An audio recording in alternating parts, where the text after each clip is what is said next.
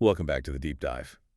So if you're someone who has to make those tough calls for your team, your company, even for your family, you know that feeling. That agonizing feeling. The clock is ticking, the stakes are high, but the information you need, to make a safe choice, it just isn't there.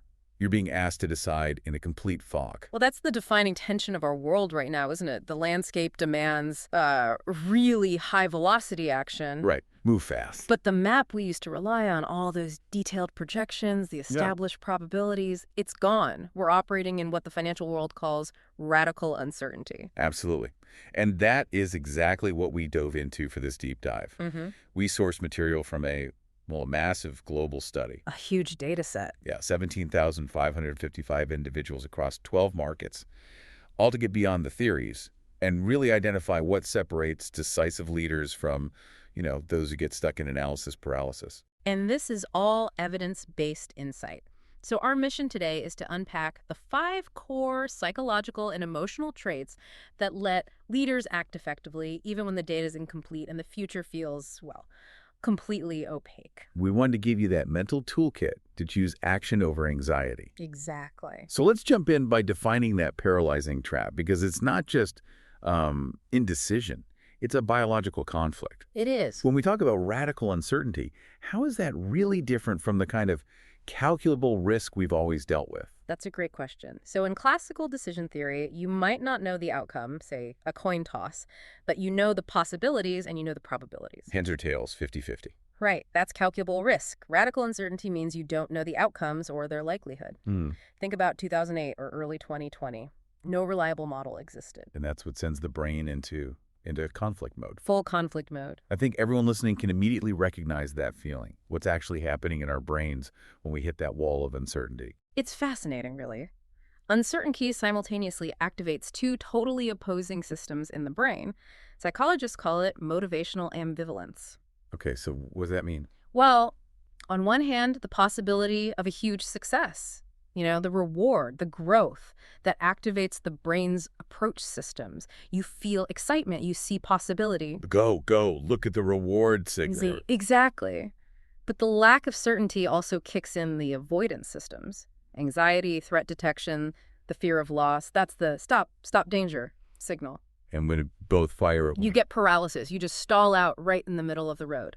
So your brain is literally pressing the gas and the brake at the exact same time. Are there specific parts of the brain involved in that tug of war? Oh, yes. That tension is physically monitored by a region called the anterior cingulate cortex, the ACC. It basically registers cognitive conflict. Okay. At the same time, your amygdala, the brain's threat detector, is screaming danger, while the ventral striatum is anticipating that reward. That dual activation is the biological root of decision paralysis. It's the brain freezing because it just can't reconcile the threat and the opportunity. And that freezing is just devastatingly costly, not just emotionally, but financially. If you've ever looked back and regretted missing a huge opportunity because you waited for perfect data, well, you're not alone. The sources quantify this so well. Nearly half of leaders, it's 48% to be exact, report frequent regret about missing opportunities just because they hesitated. And this isn't just a feeling of regret, it's a real performance drain. A systematic drain. I mean, give us the numbers on the cost of that emotional discomfort. It's stark. The research shows 42% of executives will postpone important decisions simply due to how uncomfortable uncertainty feels. 42%. And a third, 32%, experience actual decision paralysis. They know they need to act, but they just can't move. That hesitation becomes a bottleneck for the whole organization. And I want to linger on this data about speed for a second, because this is where it gets really interesting. McKinsey tracked major business decisions and looked at the link between speed and returns. And what they found was this monumental velocity advantage, decisions made quickly. And they defined that as within 2 weeks of seeing the need-delivered returns that were a staggering 65% higher. 65%. That's not a small difference. It's a massive multiplier. And that was even when they controlled for the initial quality of the decision. Speed itself was the weapon. So if you're waiting 3 months for 100% certainty, you're not just missing the boat. You are actively sacrificing huge financial upside. Exactly. And the personal cost matches the business cost. Leaders with high decision-related anxiety show cortisol patterns that look like chronic stress. You just can't sustain that. So you have to break the cycle. You do. It requires moving away from chasing complete data and instead focusing on these 5 specific psychological traits that empower action. Okay, that sounds like a worthy goal. Let's get into the first two traits, which are all about cultivating the right mental frame, the mindset shift you need to override that anxiety. The first trait is what we call a positive change orientation. It means viewing unexpected change, volatility, all that ambiguity, not as a burden, But as an opportunity. as an opportunity for growth. I feel like every leader says they're positively oriented toward change, though. They do. And this is where the research uncovered a huge knowing-doing gap.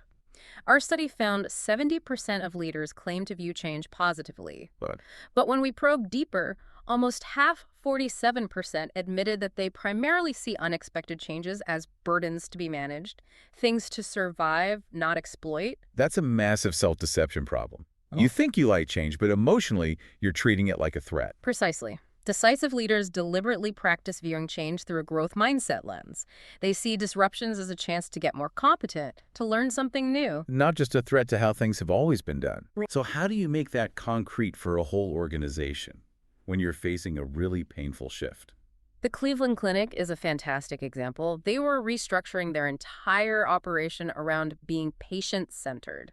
That's a huge, scary shift for doctors and nurses. I can imagine. So instead of just sending out memos and doing the standard training, leadership created a program. This is where they sent people to visit other places, Yeah, right? they did. They gave physicians and nurses the chance to actually visit organizations that had already made the transition successfully. So they could see it working. They could physically experience the positive future state. It transformed this abstract, terrifying risk into a concrete, visible possibility. They saw the feeling of success. That's genius. It addresses the emotional fear, not just the procedural checklist. And the results were incredible. Units whose leaders went on those visits had 40% higher adoption rates and implemented the new model 50% faster than the units who just got the documents. Wow. They shifted the emotional weight of the change. Which flows perfectly into trait number 2, opportunity framing. This is the habit of, cognitively shifting a challenge from a problem to be fixed into a possibility to be explored. It's a powerful psychological trick. Hmm. Cognitive reappraisal, I think it's called. It is. The language you choose literally shapes the outcome. When you frame something as a problem, you activate the brain's avoidance systems. Your response is defensive, conservative. You're trying to minimize the damage. Exactly. But when you frame it as an opportunity, You activate the approach system. right, exploration, learning, curiosity, you're looking to maximize the gain. The decisive leader knows that the words they use dictate which part of the brain is driving the bus. That sounds simple, but I imagine when a huge threat hits like existential competition, it must be incredibly hard to make that shift. Of course. Look at the classic case of Best Buy facing the rise of e-commerce. Amazon was threatening their entire business model. It was an existential crisis. The default frame would have been, how do we defend ourselves against Amazon? But their CEO, Hubert Joly, saw that frame only leads to small defensive moves. He reframed it. He asked what they had that Amazon didn't. Precisely. The frame shifted to, how do we leverage our unique assets, our stores, the trust in Geek Squad, our ability to do in-home service to unlock new value that Amazon can't touch? It let them stop focusing on just eliminating the threat. And start focusing on building their own unique capabilities. So the goal wasn't just to compete on price, which was Amazon's game, but to compete on human connection and service. That's the difference between trying to plug a hole in a sinking ship and building a whole new kind of vessel. Okay, let's move on. The first two traits are internal, about mindset. The next two are about behavior and culture, to support that mindset, embracing action and learning from missteps. So trait 3 is uncertainty tolerance. This is the comfort to act even with ambiguity. It's the direct antidote to that 32% paralysis rate we mentioned. Decisive leaders don't need 100% certainty. No. They just need enough information to launch a small-scale experiment. So the secret is changing how you define the action itself. It's not this huge, irreversible commitment. It's a testable hypothesis. Absolutely. When you frame a decision as a hypothesis, you can monitor it, you can modify it, you can even terminate it based on what you learn. It dramatically lowers the emotional stakes. You haven't bet the whole farm. You've just planted a small plot of land to see what grows. And some companies have really institutionalized this. Amazon is famous for how it categorizes decisions. They are. They distinguish between two-way door decisions. Things that are easily reversible and so require lighter governance, Get it done fast. versus one-way door decisions, which are hard or impossible to reverse and demand rigorous debate. The thing is, most decisions in business are two-way doors, But we treat them all like one-way doors. and that's where the costly hesitation comes from. That's a great way to think about it. But how do you make sure that when an experiment fails, people actually learn from it instead of just burying it? That's where a company like Intuit showed incredible leadership. They created a practice called the failure report. A failure report. Mm. Sounds intimidating. But it wasn't. When a team's experiment didn't work, they didn't present it to get scolded. They presented the findings to focus purely on the insights they gained. So the report itself became institutional knowledge. Yes, it made failure a recognized, valuable part of the learning culture. It was just data. And the simple practice helped Intuit cut their product development cycle times by 30%. They normalize the risk by celebrating the intelligence you get from a failed attempt. And that normalization of risk leads us right into trait 4, failure fluency. This is the deep belief held by 83% of decisive leaders that their past mistakes weren't just setbacks. They actively improve their decision-making later on. And the bedrock for this is psychological safety. We see this so clearly in Google's big Project Aristotle study, which looked at what makes teams effective. What did they find? They found that psychological safety, the belief that your team is safe for interpersonal risk-taking, for admitting you messed up, was the single most important predictor of team effectiveness. That makes perfect sense. If I feel safe admitting a mistake, the team can fix the process.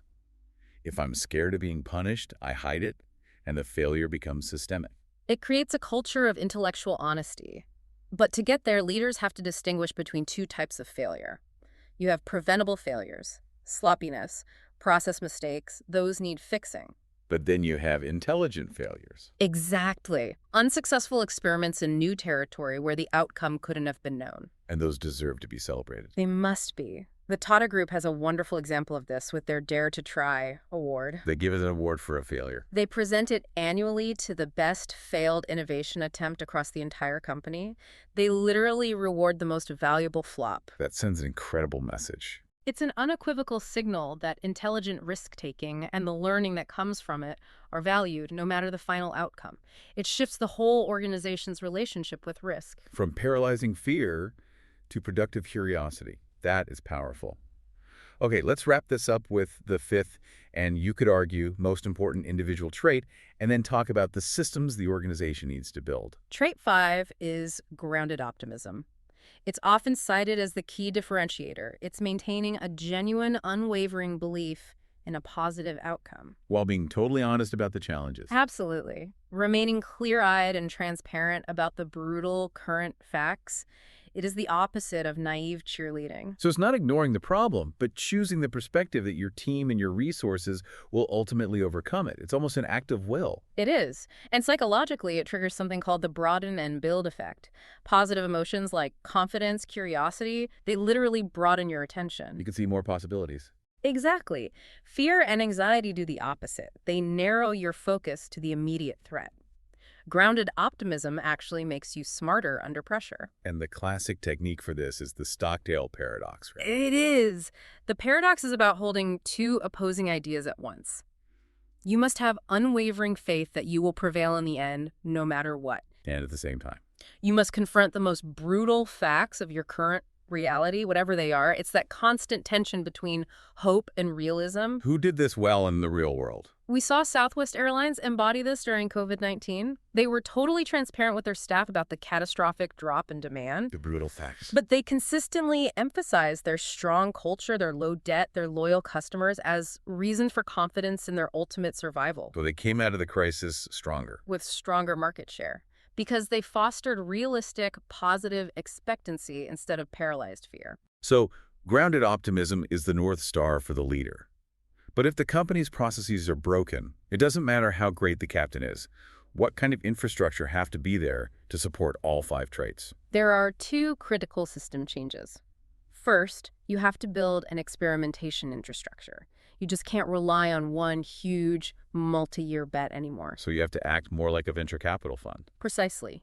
Use portfolio approaches to spread risk across many small, lightweight experiments. You accept that most will fail, but the ones that succeed will pay for all the rest. And the research backs this up.